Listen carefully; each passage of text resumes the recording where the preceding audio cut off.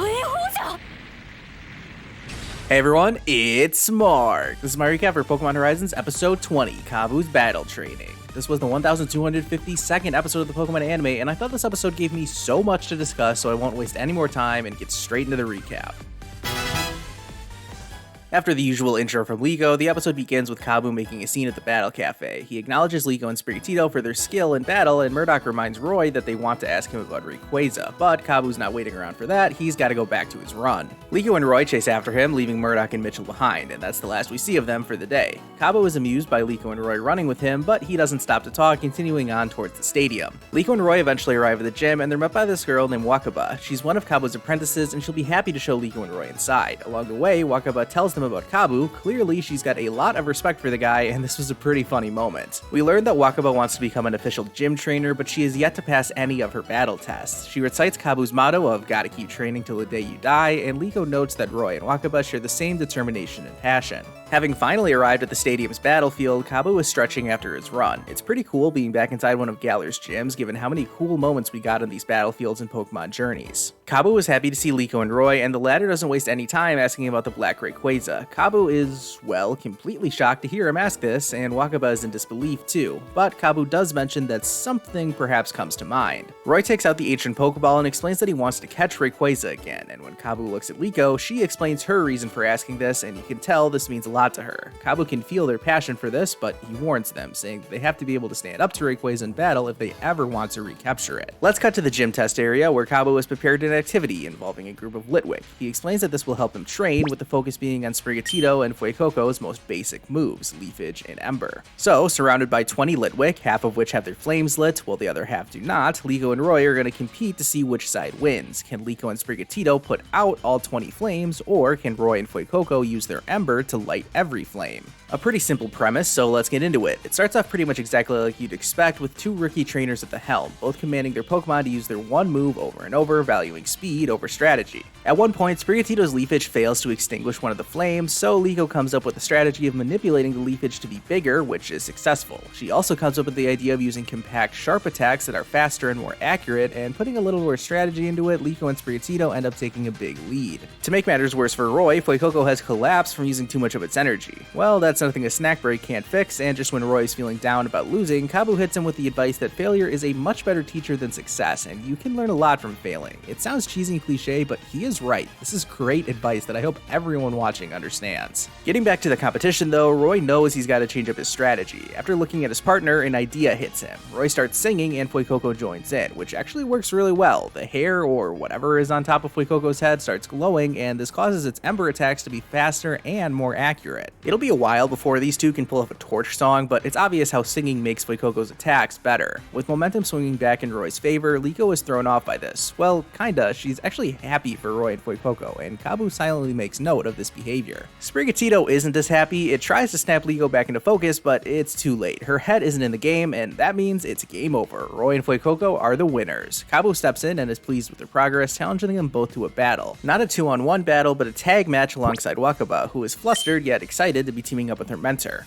Let's get this started then. It's Sprigatito and Fuecoco going up against Scentiscorch and Roly-Poly. Wakaba makes it clear that Kabu isn't messing around at all. He's bringing his ace Pokemon into this battle. Roy doesn't hesitate, calling for Ember right off the bat. Scentiscorch just absorbs this attack, and yeah, its ability is Flash Fire, so all that did was power it up. Once Kabu goes in the offensive, it's complete carnage. Scentiscorch is too quick and too powerful. Liko and Roy don't stand a chance. Even Wakaba is intimidated by this display of power, as she and Roly-Poly watch on without even getting involved in the battle. This may seem like Kabu is just being ruthless, but it's not without reason. He tells them that they're gonna have to get stronger if they want to stand any chance against Rayquaza. These two are prepared to fight back, and they go for their usual combo of having Leafage try and make it so their opponent can't see. But when Sprigatito and Fuecoco charge in for some close range offense, Kabu calls for Flamethrower, and oh boy, this was not pretty. It completely envelops Sprigatito and Fuecoco, a truly devastating attack. Liko doesn't know what to do. She's clearly worried about Sprigatito here, but Roy Roy doesn't even flinch and starts singing again. This is exactly what Fuecoco needed to hear. Its connection with its trainer is as strong as ever, and the two are ready to go. Kabu calls for another flamethrower, and Roy tells Fuecoco to use Ember. The music was on point in this moment, with epic background singers included, and whoa, hold on, that's no Ember. Wakaba points out that Fuecoco is learning flamethrower, and it actually stands up to Centiskorch at first, which is incredible when you think about it. Centiskorch is way stronger already, and it had its fire type moves powered up thanks to Flash Fire. Honestly, that may have been the difference, because after a moment, Centiskorch wins the face-off, landing a hit on Fuecoco and knocking it out. Not that Fuecoco's flamethrower would have actually damaged Centiskorch at all, but whatever. Roy is just happy that Fuecoco pulled off that powerful new move, and Kabu decides to leave the rest of the matchup up to Wakaba. He tells his apprentice that this will serve as her gym trainer test, and it's obvious how much Wakaba cares about this. She reiterates this to Liko, and their battle begins. Sprigatito is able to get the upper hand, landing several hits with Leafage, putting Roly-Poly on the back foot, or wheel, or pole, I don't even know. Liko is ready to continue the pressure, but is stopped by Wakaba, who passionately yells out that she's gotta win and achieve her dream of becoming a gym trainer. Liko hears these words. She can feel Wakaba's determination.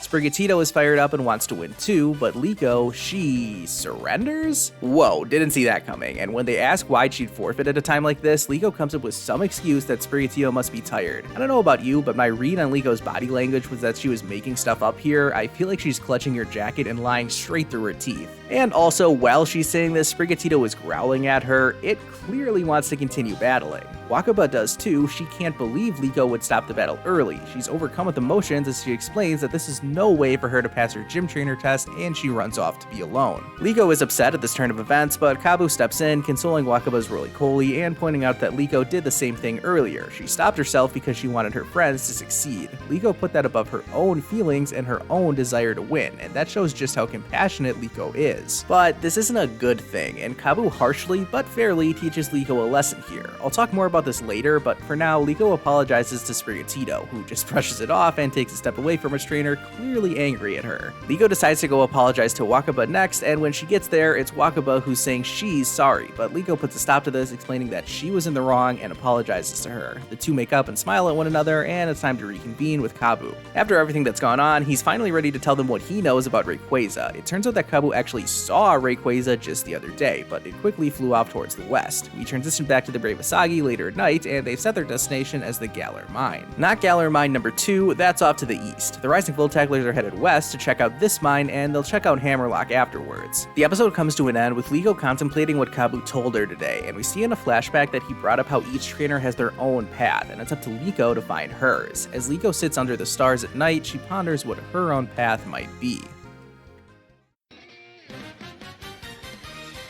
Just checking in on the bingo card since it hasn't come up lately, and I definitely thought we might have ticked off the Dynamax, Z-Moves, or Mega Evolution box in this episode, but no, we didn't get to see Kabu Gigantamax's Centiskorch. That's actually totally fine with me. I don't think this episode needed Dynamax at all. Aside from looking cool visually, I don't think Kabu Gigantamaxing his Centiskorch would have added anything. Really, it just would have taken time away from what this episode was trying to achieve, and let's discuss that some more, actually. If I were to try and list everything this episode accomplished, I'd say 1, it gave Liko and Roy some training, 2, we got to see how Liko and Roy have different battle styles, both of which can be very successful. 3, Liko got some character development when Kabu pointed out that her compassion can actually be a hindrance to her sometimes. And 4, we progressed the plot with the whole Rayquaza stuff, linking this episode to the ones before and after it. That may sound like a simple or overly complicated summary, depending on how you're looking at it. This week I am feeling super analytical, so I'm breaking this episode down a lot further than I did last week's silly episode about alchemy and baking. And that's just what you get with my reviews. Some weeks I'm going to do a deep dive on the most subtle details of the show, and other times I'm just going to try and make myself laugh by highlighting the silly side of this kid show that we all love. And there's no room for silliness in this episode. That would probably go against Kabu's whole train until you die mantra, and it's fitting that a trainer so disciplined and strong-willed in his beliefs would be able to figure out one of Liko's greatest flaws, her kindness. Without the full context, it probably seemed really dumb when Liko just forfeited her battle out of nowhere, but this moment wasn't really dumb. It was actually really great. If there's anything we know about Liko thus far, it's that she's always thinking about how her actions have an impact on others. A lot of times, this is just her being socially anxious course, not wanting to embarrass herself, but it goes deeper than that. We know Liko is a kind-hearted person. I mean, it's typical protagonist behavior to see such a well-behaved and respectful girl that tries to make everyone around her happy. And while that does make Liko a good person, it isn't a 100%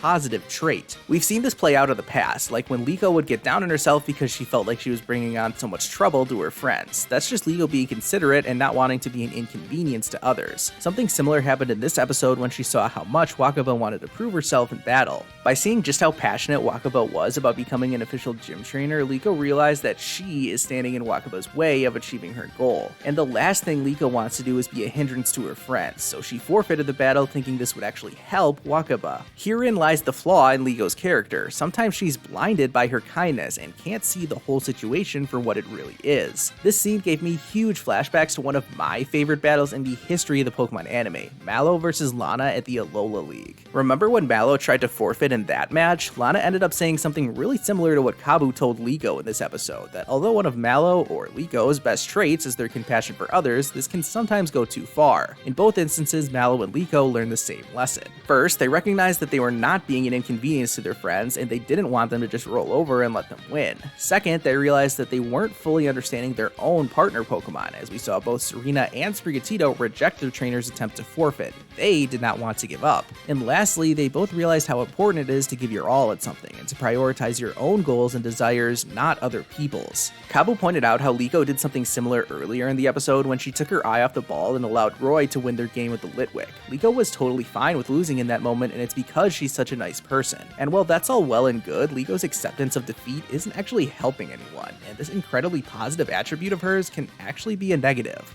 Well, I'm really getting in the weeds here, and I haven't even given my episode rating yet, so let's get to that already. I'm giving this episode a 6.5 out of 10 rating. I probably enjoyed watching the last episode more because of how silly it was, and even though I did feel slightly let down by the fact we didn't really get a proper battle in this episode, that doesn't take away from the solid character building and progression that took place. And that's why I ended up rating this episode the exact same as the previous one. Continuing that thought about how we didn't really get a full-on battle in this episode, I am slightly disappointed that we haven't gotten a good battle yet in this series. This is completely my own bias because battles are my favorite part of the Pokemon anime, and usually by now in a new series we would have had Ash's first gym battle, but we haven't really gotten anything like that just yet. I mean, we did get a pretty decent battle between Roy and Brassius a few episodes back, but even that one wasn't super memorable. It also doesn't help that Horizons is following on from Journeys, which I think had such a high standard for battles. I know not everyone will agree with that take, but I really enjoyed almost all of Journeys' major battles, and I hope Horizons can deliver something similar in the future. With that said, let's shift our focus to the very near future and talk about the preview for the next episode. You'd think we'd be headed straight for that Galar Mine, but nope, we're doing something a little different. It looks like Liko is going to stop everything in order to care for a wild Hatenna, and yeah, I think we can all see where this is going. This is all the signs of a typical Capture episode, and I'm looking forward to seeing how it plays out. Let me know what you think is going to happen, as well as your thoughts about this episode. We've already had a lot of extra discussion about this week's episode over in my Discord server, and as always, I encourage you to join in on that. The link is in the description, and hopefully it's popping up in the top right corner of your screen, too. Thank you all so much for watching this video. Be sure to like and subscribe if you haven't already, and I'll see you guys next time.